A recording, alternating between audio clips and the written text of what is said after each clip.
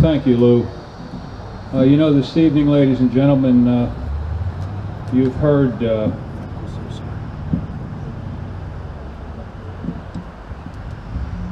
you've had the opportunity to hear realistic, traumatic testimony.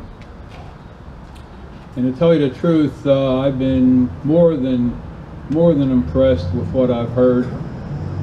I know it's difficult to stand before a crowd and tell folks your experiences, your traumatic experiences, in some case, if not always, your grief, and in some cases, the victory story where you're recovering. It's unfortunate that really the world wasn't here to see these speakers this evening, because they not only do they deserve another round of applause, but they deserve our appreciation for stepping forward and speaking up.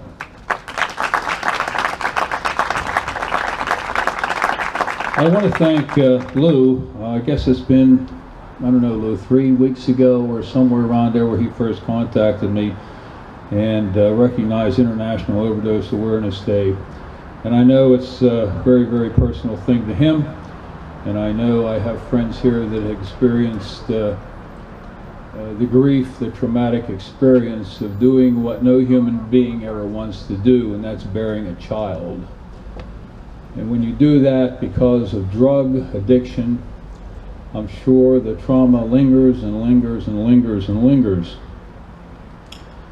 I've seen it personally in my life. A relative of mine, I'll tell you the story, as stories seem to have more resonance than just some philosophy of sorts. It was last January, the first Tuesday in January, I was re-elected, and my wife and I were in Harrisburg for the swearing in ceremonies, which takes place the first Tuesday in January. At 4 o'clock, my wife and I are in a motel. At 4 o'clock in the morning, my cell phone rings, and obviously, for those who have experienced those phone calls, you know it's not good. And I had a relative of mine, who shall remain nameless, said, "Uncle Harry, I'm standing over this person. He's laying in the family room floor. I'm trying to give him CPR, but I know he's dead. What should I do?" Now, up until that point, and probably many of you, and I'm not intentionally trying to put you through anything that is hard to bear, but we've all been through this to some degree, whether it's immediate family, brothers, sisters, mothers, fathers, cousins, nephews, nieces, neighbors, loved ones of sorts. We've all been there and done it to some degree, I'm sure. And I told him what to do as far as calling 911, the police, and so on and so forth. And I said, "Call me back," which he did. And when the EMS got there, they pronounced the young man. Sad ending, but as we heard this evening, it's the events that led up to that, the years that led up to that, the days and weeks and months in jail, the days and weeks and months and 6 times by my count of rehab that didn't work. So what are we going to do, folks? What are we going to do? So I'd like to share with you this evening, this is from the Sunday Patriot News. Now, the Patriot News, if you're not familiar with it, is a newspaper in Harrisburg.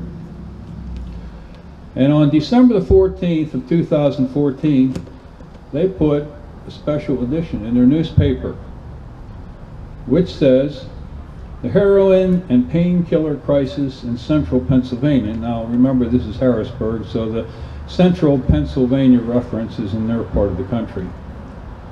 And I'll just share some of this with you because it's pertinent. It's things you have heard before, but yet, whether it's you or I or whomever, needs to hear it again. Heroin addiction is reaching much further beyond the inner cities with which it was once associated. It is growing more prevalent in the mid-state suburbs and remote areas.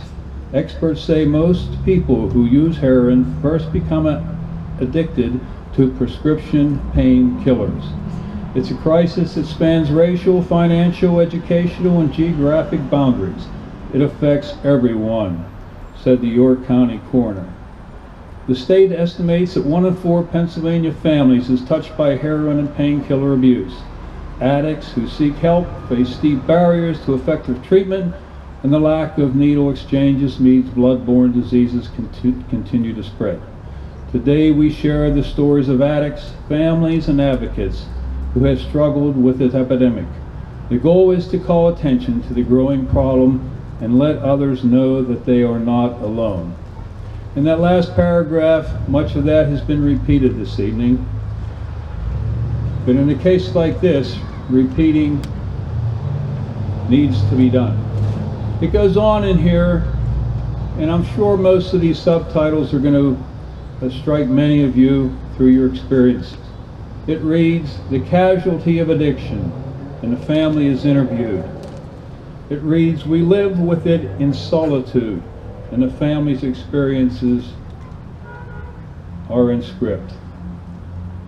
An addict says, "I needed it just to function." Another family says, "I can't sit still and do nothing." Another person says, "Dangers beyond addiction," referring to what drugs, the negative effects drugs have on our other body parts. Another says, "I was terrified to come home." And the last says, "A priority for Pennsylvania, what the state is doing," and so on and so forth. But I just want to dwell on one thing this evening, because you heard the wonderful stories, the traumatic stories, but I just want to let this be a challenge, I suppose. It's a challenge to me, it's a challenge to you. And I say this, and I'm assuming that everyone here has had the experience of a family member or a friend going through addiction, trying to recover, or in some cases, they died. And the challenge to you this evening, and I read it here in a subtitle, but it is the challenge. It's a challenge to everyone. And unless we speak up, the challenge will not come to reality. The challenge is to you, to me, to everybody on Bronzeville Road, to everybody in this community, to everybody in the county, the state. As I said, it reads, "I can't sit still and do nothing." And folks, if we do nothing, it's on us. Thank you very much for your attention. God bless you all.